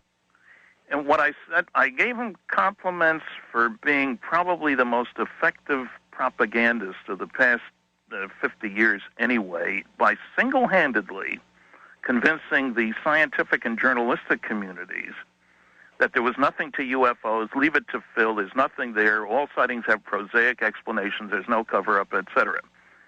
And that is quite a feat, as a matter of fact. And is there going to be another Phil Klass? Well, there already are some contenders for the throne. Joe Nickel is one, of course, and he's the scientific investigator for SITCOP, and his 3 degrees are in English, which is a discontinuity there someplace. But anyway, Robert Schaefer wrote an appreciation of Phil in the current issue of the Skeptical Inquirer. And to illustrate the problems I have with these people, these nasty, noisy negativists, he says in there that nobody paid Phil. There was an agreement. He was offering $10,000, and you'd put up a certain amount of money a year for so many years. If the government announced that indeed there were flying saucers, or the National Academy of Sciences, something like that, and he said nobody kept to the terms of the agreement, and Friedman made a few payments, but it would have to be $250 a year for 20 years. Well, the fact of the matter is that I did publicly make my first payment and then made 9 more payments of $100 a year, not $250, and it was for 10 years. And I have a letter from Phil commenting about that. And, what's the difference between $250 a year for 20 years versus $100 a year for 10? And I did make all 10 payments. Okay. And then he neglected to mention another agreement we had, which is that he challenged me about one of the MJ-12 documents, the Cutler-Twining memo, a one-pager that mentions NSC MJ-12, National Security Council MJ-12 Special Studies Project. And, of course, he said it's obviously a phony, and he pointed out, as of course I had already noted, that it was done in the large pica type, but it should have been done in the small elite type because the National Security Council and the White House used elite type, and he could prove it with these 9 documents that he had obtained by mail. He'd, of course, never been to the Eisenhower Library, and this was 1954 while Eisenhower was president. And he challenged me. He offered me $100 each for every genuine letter, memo, etc., done in the same size and style type as the Cutler-Twining memo. Unfortunately, he set a limit of 10. Oh, I see. And did you make all 10? Oh, I sent him 14. 14. If he hadn't set the limit, I'd have been a wealthy man. And he sent me a check for $1,000. I see. He told everybody about challenging me and nobody about paying me, and then got very upset when I included a copy of his check and our correspondence in my final report on Operation Majestic 12, which was way back in 1990, I got a research grant from the Fund for UFO Research, so I included that. He threatened me with a lawsuit for including that. I said, Phil, you sent me the check. Yeah. I Xeroxed it. I cashed it. It was good. I can do whatever I please with the Xerox of the check. Well, truth is a good defense, you know. Yeah. And so, but I mean, here's the noisy negativist saying something that was totally off the wall. Now, there's another thing about Phil. I don't know whether anybody's talked about this on your program, considering the hour you're on and stuff. I don't often catch it. But Richard Dolan, who wrote UFOs in the National Security State, in September, before coming to a conference in Toronto, at which I was also a speaker, was up at the National Archives of Canada in Ottawa. The last folder he was able to look at, because time was running out, had a letter from Philip J. Klass to Dr. A.C. McNamara at the Hertzberg Institute of Astrophysics at the National Research Council in Ottawa, Canada. It's a one-pager. I regret that I must bring bad tidings in your UFO responsibilities. The NRC was collecting UFO reports. But trust that, like the proverbial messenger, shall not be executed for doing so. I have reason to believe, this is dated August 15th, 1980, I have reason to believe that Canada will soon gain a, quote, noted, unquote, ufologist full-time UFO lecturer of the snake oil salesman variety, who will soon move to Canada to become its chief UFO guru. I am not sure where he will take up residence, but I can assure you that you and your associates will be publicly accused of a UFO cover-up or a cosmic cover-up, as he is prone to say, that dwarfs the Watergate scandal. His name is Stanton Friedman. He was trained as a nuclear physicist, worked in nuclear propulsion for 5 different companies in 14 years before being laid off and becoming a full-time UFO lecturer. Since the early 70s, he's earned a comfortable living in the lecture circuit, mostly to junior colleges and the like, which is sort of nonsensical. His lectures are very colorful, for he is quite a showman, unlike Hynek, whose lectures are rather dull. His 1-hour lecture is so filled with half-truths and falsehoods that it would take me several hours to offer a rebuttal. And like wrestling with an octopus, when you manage to pin down one leg, the other 7 are still thrashing about. I'm enclosing a white paper. That was not with this, unfortunately. Friedman and I are, quote, friends, unquote, of sorts, and off the stage on non-UFO subjects, he can be a likable chap with a good sense of humor. But since his livelihood now depends on UFOs and he has a mountainous ego and knows how to make newspaper headlines, I would expect that he will be making waves for you and your associates. I understand that his decision to move to Canada is prompted by the fact that his lecture business in the U.S. has fallen off while that from Canada is growing, plus the fact that his current second wife is a Canadian. The foregoing should provide you with a capsule summary of the man and hopefully alert you to deal cautiously with him, knowing that he is inclined. This is the kind of thing. He attacked Jim McDonald. He attacked the University of Nebraska. This is dirty pool. I did move to Canada 2 weeks later, almost exactly 2 weeks later, because my wife is from Canada. And I've lived here for 25 years. My wife's one of 9 kids. And what were the repercussions of that letter? I know of none, actually. And I didn't know Richard Dolan thought I knew all about it. I've never seen it, so he publicized it. While we're on the subject, a listener asks, when you were younger, Stanton, did you ever feel that, your interest in UFOs, public, it was kind of public, ever jeopardized your security clearance? Well, I was concerned about that because when I first started, I was working on nuclear rockets. Exactly. And I was worried. And I was starting to do the chicken and peas circuit, and then I was doing a lot of professional groups. I love this junior college remark. I spoke at that time, Carnegie Mellon University, the Engineering Society of Detroit, and so forth. So I went to my management, and I said, look, I need a statement from you guys as to what I can and can't do. I mean, I got a wife and kids and a house and mortgage and so on. Oh, how interesting. And so how did they come back? 2 weeks later, a week later, actually, they came back with 3 rules. They said, Stan, you can say what you please on your time. 2, you can identify yourself as a Westinghouse nuclear physicist. 3, we'd like you to start with a disclaimer that says the opinions you're about to hear are mine and mine alone and not those of my employer. Uh-huh. Now, who could ask for anything more, but they did something more. I got a call from a colleague at Los Alamos National Laboratory, also working on radiation shielding for nuclear rockets. Yes. And he says, Stan, you think you could talk to our local chapter of the American Nuclear Society? I said, sure, and we talked a little more, and then he made clear that he meant if I could come out on an expense account. And I said, I live in Pittsburgh, we're talking New Mexico. Oh. And I said, well, I don't make those decisions, so I went to management and I said, this is what they want, totally above board, and they came back to me and said, sure. Did they now? Why do you think they would do that? Well, they're a corporate member of the American Nuclear Society. I'm a member of the American Nuclear Society. Oh, well, I know, but in view of what you were going to, I presume, discuss. They knew what I was. Management had heard me. One of the talks that made a big difference to me was to a combined meeting of the American Institute of Aeronautics and Astronautics. Okay, well, then this really begs a bigger question, Stanton, and I'll ask it.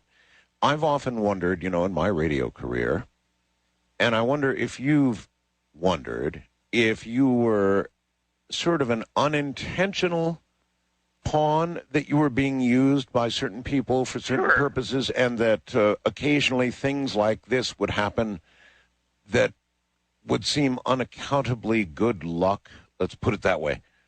Well, I think, I have. I've told people, I've had a guy ask me, first question on a talk show somewhere was, how come you're still alive?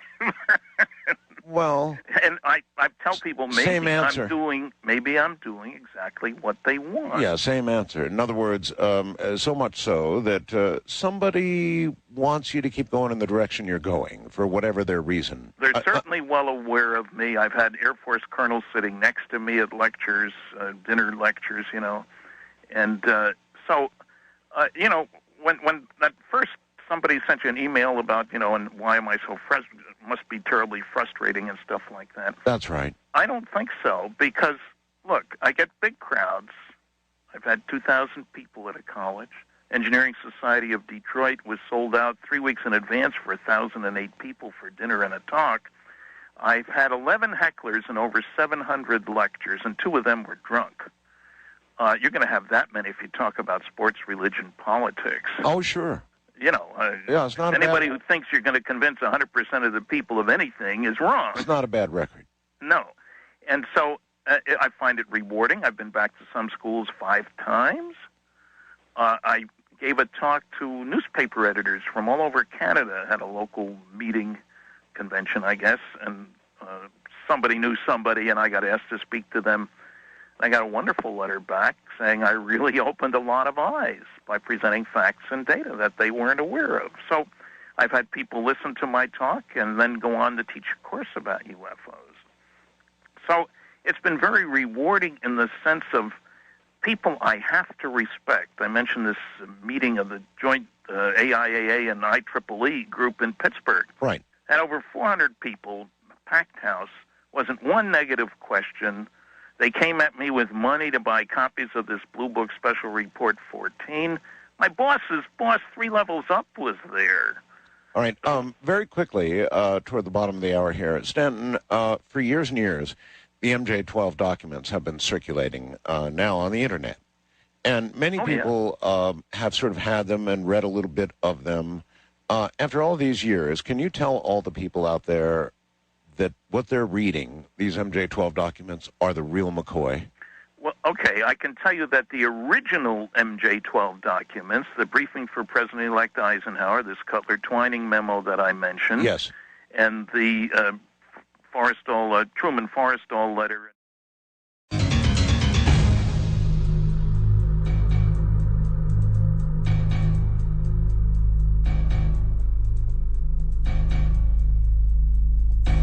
I think this would be a good place to plug Stanton's website.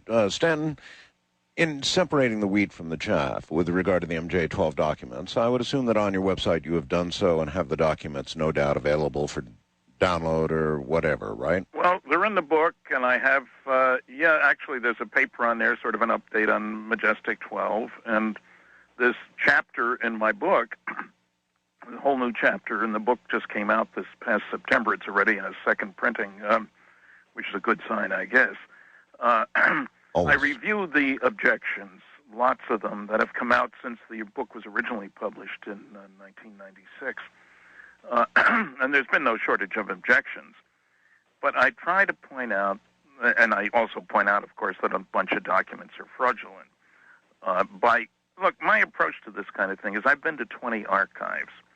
Early on, I talked to the families of all but 2 of the original MJ-12 people to get more insight into the people. I look at their papers, I find out what they were doing. I found people who, a man named George Elsey, worked for President Truman the entire time he was in the White House. I didn't ask him, are the documents genuine? I asked, did you see any reason why they should be considered fraudulent? You could answer that. What about when you're trying to actually nail down and verify the veracity of a document? How do you do that? How do you concretely say, okay, this one's real? There's several different things you have to do. Remember, the original 2 MJ-12 documents, the briefing for President-elect Eisenhower, yes, dated 18 November, almost an anniversary of that, 1952. This is before he became president, after he was elected. The original came on a roll of film, so you don't have any paper to test. You can't test ink on those. So you have to look at the content, the style, and is there any information that we didn't know was true when we got the document? That we now do. But we now do. And this is where minutia comes into play. For example, I mentioned this Cutler-Twining memo in class saying the pica type was wrong. Mm-hmm. He was flat out wrong. There's another thing in there, and that one is an original document. It's an original carbon, onion skin. I think you're old enough to remember the use of onion skin. I am. And some people, what do you mean onion skin? That's when they used carbon paper. Remember that? Yes. And that one, you can see the watermark on it if you go to the National Archives, and that tells you the name of the company, and it gives you the dictation onion skin, and you find out when it was made, and it fits. Everything's okay on that score. The security marking on it was top secret restricted. And a whole bunch of people, including the government, said, that wasn't in use at that time, obviously a fraud. Well, the General Accounting Office, when they were doing a search for Roswell stuff for Congressman Stephen Schiff, noted that at one of the facilities they were visiting, several instances of the use of top secret restricted, even though they had been told, Majestic 12 in quotes, in parentheses, that it was not in use at that time. Now, I tried to get copies of those. They said, Stan, the stuff's classified. You can't get copies. We couldn't make copies. Well, as I recall, the congressman was woefully disappointed in that a great deal. How much of that information was... Who knows? I don't know, you used the word destroy or lost or misplaced or... Who knows? You don't get to see a lot of very highly classified, top-secret code word stuff. Is very hard to find. And one of the many false notions that people have is that everything is automatically declassified after so many years. Well, the Eisenhower Library, as of 2 years ago, still had 300,000 pages of classified material. That's a lot. It is a lot. Yeah. And there were still, 40,000 at the Truman Library. So, the notion anyway, that bottom line, you consider this briefing business to be the real McCoy. Yeah, one of the biggest objections, incidentally, I'll just mention 2. There are a bunch of others that I cover in this chapter in Top Secret Magic 2nd edition. But one of them, a military man, said, look, it says briefing officer Admiral Roscoe H. Hillencoter. He had been director of Central Intelligence in 1947 at the end. And he would never have called himself admiral because he was only a rear admiral in 1952. Obviously a fraud. Well, when I was at the Eisenhower Library, I had a bunch of memcons, memoranda of meetings actually at the White House, written by First Colonel and then Brigadier General Goodpaster. And at the beginning of each of these memos, which often had a mix of civilians and military people, and some had been top secret, some just plain secret, some confidential, he listed the attendees. And in every case, he used generic rank, including for himself. General Goodpaster. He didn't say Brigadier General. It's signed Brigadier General. So I asked the archivist, I said, what about this use of generic rank? You know, general to mean lieutenant, major, yes. brigadier, etc. Admiral to cover all the variations. And I said, does that bother you? And two different ones I asked independently. No, that was standard practice. One of Ike's books, he uses generic ranks. And because I was at the Eisenhower Library, incidentally, they got big fat books that'll tell you who everybody was. So I could check to see whether General Jones was a 1-star, 2-star, or 4-star, and almost always he wasn't a 4-star. So in validating this material, it really does seem to come down to the minutia, really to the minutia of everything. Every little tiny point can get argued to death, huh? Well, the contrast between myself and the noisy negativists on this subject is they're armchair theorists. Let me give you another example. Dr. Joseph Nichols said, well, obviously the date format proves the documents are wrong. 18 November, 1952 violates the government style manual. Well, when you go to the archives, I found one file folder had 7 date formats in it. You know. So it doesn't violate it? No, it doesn't. There were a whole bunch of these. Minutia is the right thing. There's no signature on the Cutler-Twining memo, just the name, Robert Cutler. He was Ike's national security advisor. How many more points like that are there in all of this as points of contention, I guess I ought to ask? Are there many, many more? Well, the noisy negativists have raised about 24, and I've dealt with all of them. Okay. I still haven't found any that is satisfactory. Now, you got to probe. You got to do your homework. And you haven't found any that made you go, huh? Oh, really? No, not about these 3 documents. Now, there's a whole bunch of other ones that I demonstrate, again, by finding the original, the technique that was used to create at least 7 emulations, I call them. You find a real document in a book, for example. Found 3 of them in a book by General Albert C. Wiedemeyer. Wiedemeyer reports. He was a China expert, right, who was sent to China in the summer of 1947. There are 3 of the documents where the handwritten portions were Xeroxed or scanned. It doesn't matter, same difference. And they retyped it with just a few changes and a few mistakes, usually, to make what look like genuine documents. But once you find the original and you see that this is clearly an emulation of that. Right. So I found 7 of those.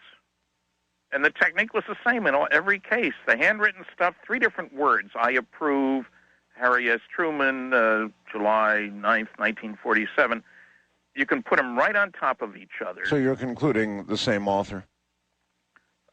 Yeah, the same technique, certainly the same person doing this. Yeah, there may have been. It doesn't take much effort when you do it that way, in other words. All right. Well, you've gone through a lot of work for us. So in the new chapter in your book, you sort of lay down what's real, what's not. Yes. All right. Well, that alone makes it worthwhile. So you got this new PayPal thing. People can quickly get your book and be or gone, if they don't belong to, if they don't have a PayPal account, they can send me a check for $17 to Stanton Friedman, Post Office Box 958, Holton, Houlton, Maine, ME 04730-0958. If they get it from me, I autograph it, whether it's PayPal or by check. I want to give out a toll-free number because I'm looking for people, Art, who have questions about this stuff. And we're racing the Undertaker. Yeah, I know. We all are. Yeah, I just had an email about somebody who might be a Roswell witness. Therein lies, we'll get to the witness thing in a moment, but there's a good question, Stanton. You're getting old. How old are you now? 71. 71. Yeah, both parents lived to be 89. Well, that's good. But, I mean, I'm already 60, and many of us are getting on up there. Do you expect that anything headline breaking in this area will occur while you're still alive? I'm an optimist, and I say I will expect it, but of course I could be hit by a truck tomorrow, So, yeah, I'm still optimistic, Art. We have a whole generation of people who are hooked on space, if you will. They don't have any problem. This new Australian survey, 60% of those, 80-some% thought there's life in outer space, and 60% say they've already come here. So we're getting rid of the old guys who aren't paying attention to the data.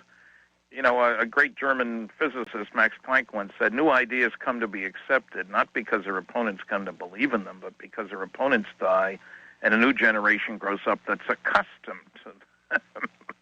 Now, what I'm looking for is a reporter who wants a Pulitzer Prize, like Woodward Bernstein kind of thing. And something else that's happening is relevant here. The people's trust in the government of the United States telling the truth has... eroded? I think that's a fair word, wouldn't you say? An understatement, probably.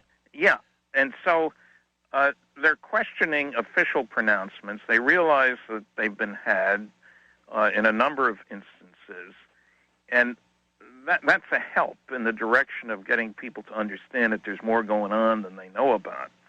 Now, and I'm also, pleased to see young people like John Greenwald with the Black Vault website loaded with documents. We need more young people to get involved. Join MUFON, folks. Come on.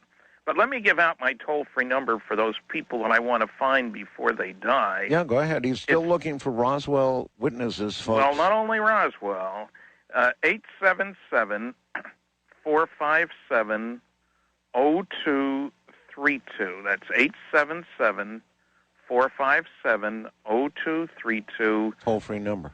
Yeah, don't call while I'm on the radio because it's the same phone line.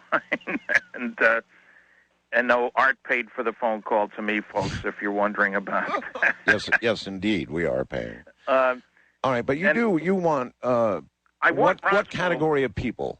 Okay, there's several.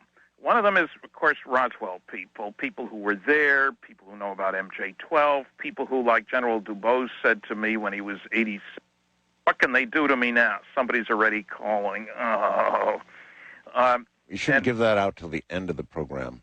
Yeah, sorry about that. But anybody, don't call until later, please. This happens every time, Stanton.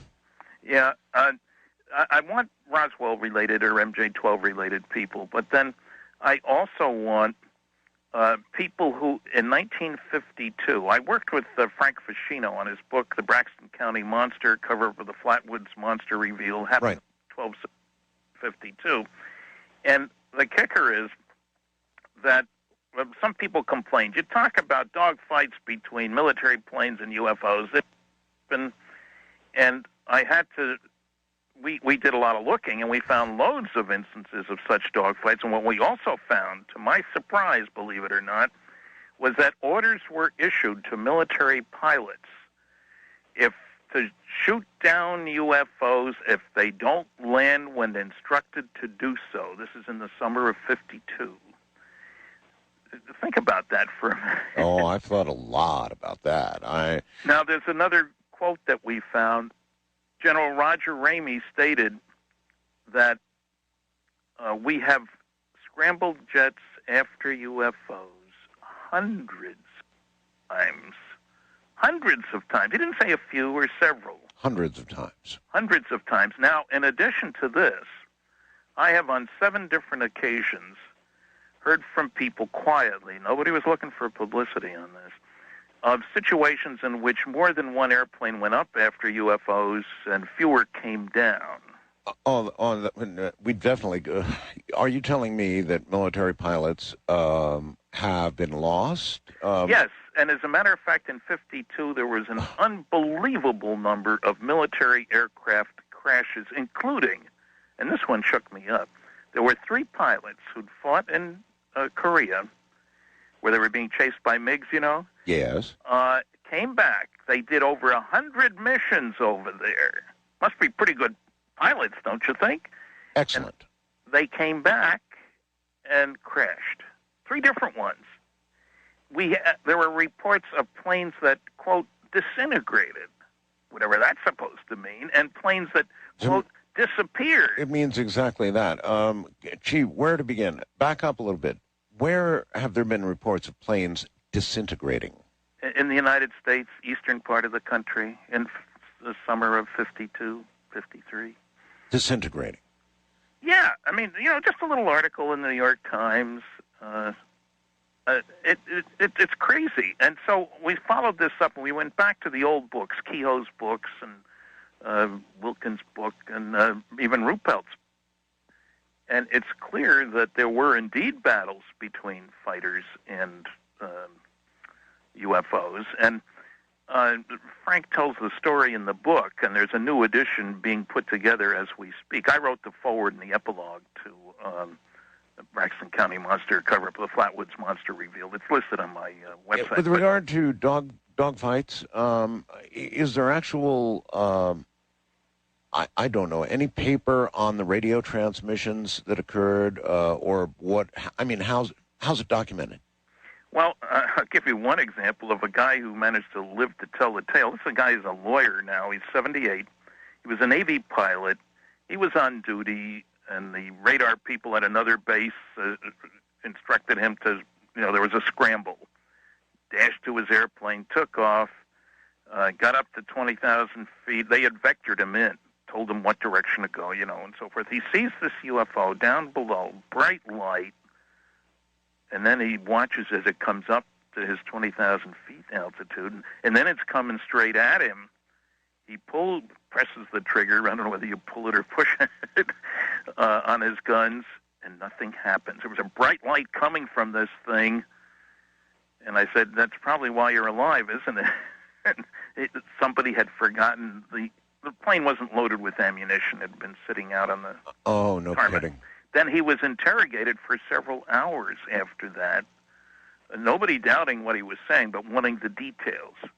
What direction and how fast did it move, and, all the kind of stuff that...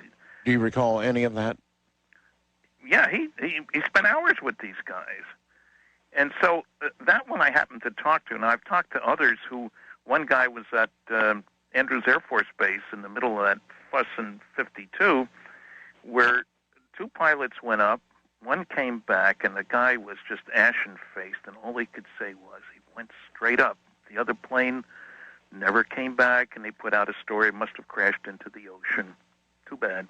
So only one pilot came back? Yeah, two went up, one came back. Now, and again, the story of the one who didn't, he went straight up? I think the guy was talking about the UFO went straight up. Well, what happened to the other guy? Who knows? We don't know.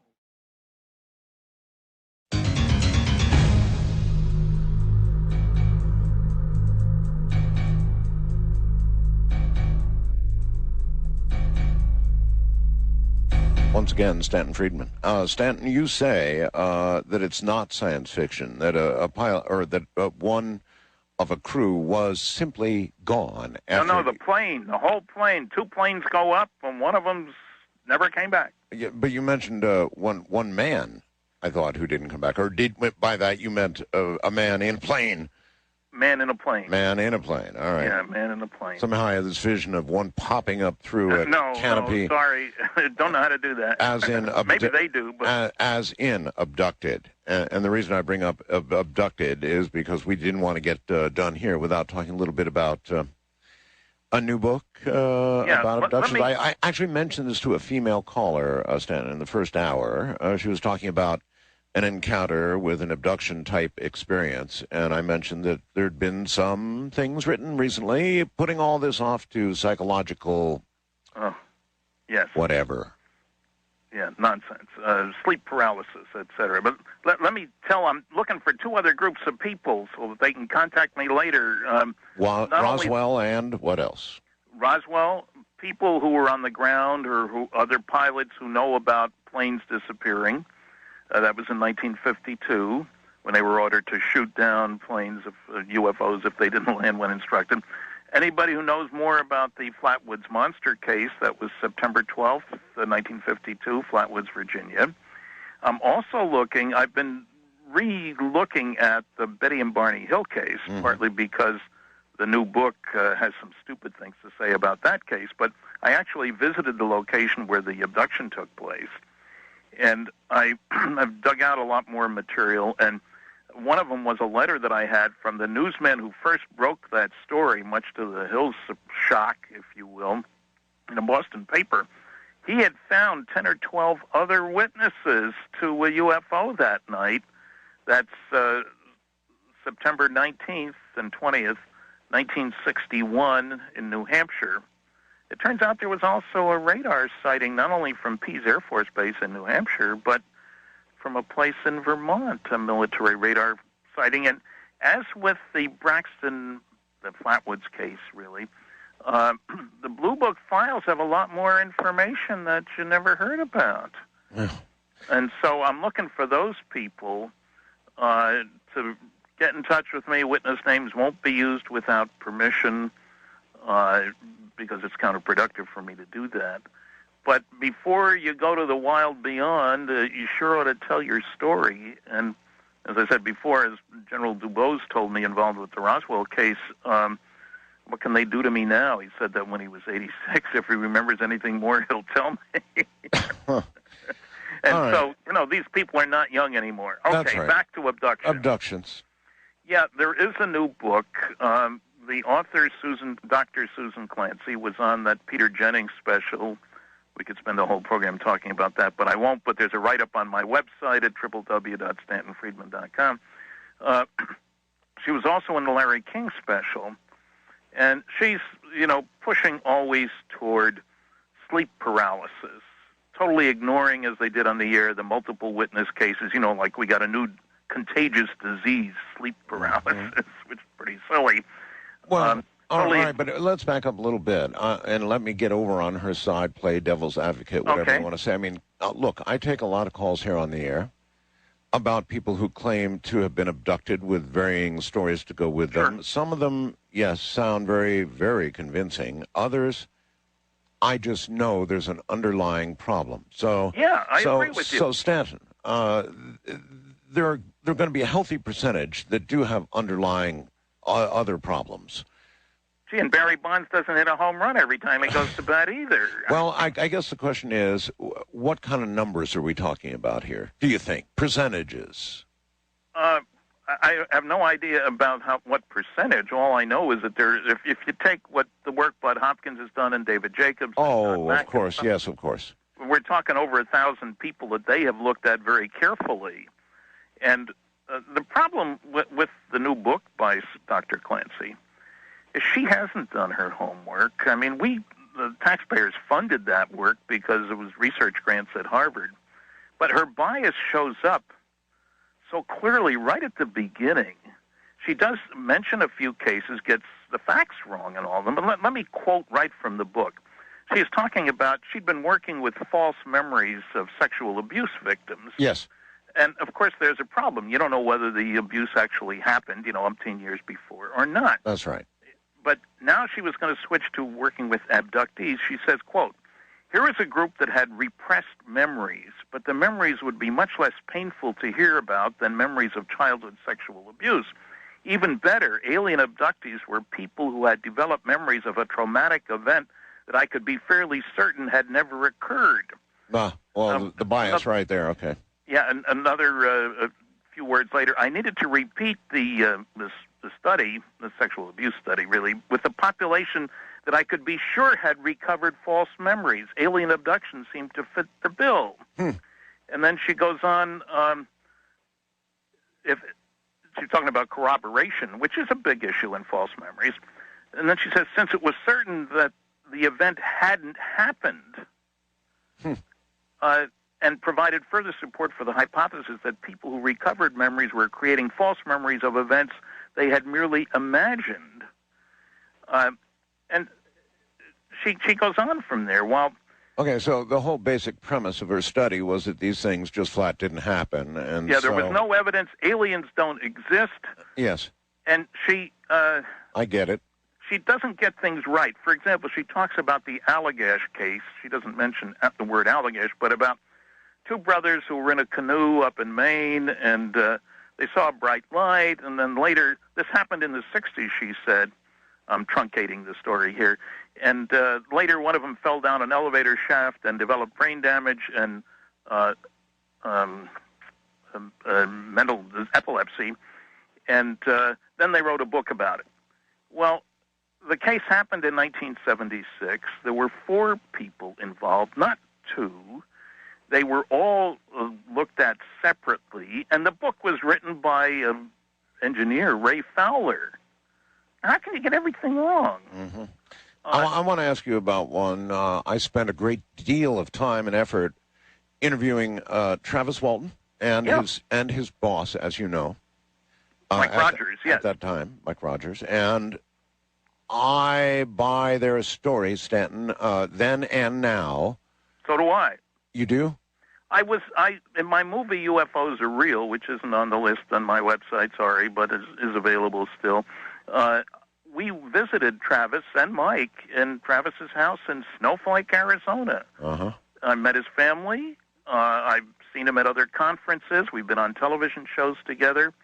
I was at the actual location out in the woods there, and watching him wield that chainsaw, you realize why the cops might have thought chainsaw murder. Boy, that's... Yeah, there were too many witnesses. It happened. I'm fully convinced that it happened, and all she says about that is she makes a quick comment, and then he wrote a book, and then there was a movie, and he wrote another book, and, like there's something wrong with writing books, she says, in a book that she has written based on work that was done under government research contract. Yes. I mean, think about that for a minute. Wait a minute, what's going on here? Well, yeah, but to be fair, do you think that her main objective was to trash all this, or do you think that she might have had an honest intellectual, epiphany that this group these things really didn't happen? It's not that wild an assumption to make, and so... But the kicker is that if she had been honest, she would have investigated any of these cases. She didn't investigate any of them, and there was nobody in the study. I mean, she's big in sleep paralysis. Travis wasn't sleeping when that happened. Oh, no. The Hills weren't sleeping. Her comment about the Hills, she uses a real UFO expert. She quotes Seth Shostak as saying, the reason they were believed is they were Mr. and Mrs. Front Porch. We have a mixed racial couple in New Hampshire in 1961, and this is your average American couple? I mean, come on. Well... You'd think, and she never mentions the star map work, of course. She never mentions physical trace cases. She keeps saying UFOs aliens don't exist, but she doesn't refer to any of those large-scale scientific studies that I talked about. Mm-hmm. So if it was an honest attempt, you'd think she'd look at the overall phenomena. Well, maybe. It's a short book. Maybe a scientist just simply makes the assumption that, look, this stuff didn't happen, so let's look at the psychological reason that this person thinks it did happen. They used to say priests didn't attack young boys, too. Remember? It was the kid who was telling this crazy story who should be castigated because that nice priest didn't do it. Yeah. Well, we don't believe that anymore. Now we know that were there false accusations? I'm sure there were. I wouldn't doubt that at all. Hey, get on the bandwagon. Well, but again, the question is, what do you think she would conclude, or do you conclude, about the percentage of real versus apparent other problems? Well, I think that, if you look at investigated cases, and remember, all she did was run an ad in the paper. Yes. Looking for people who claimed to have been abducted, and she said she threw out the obvious nuts, and there were some, and of course there would be.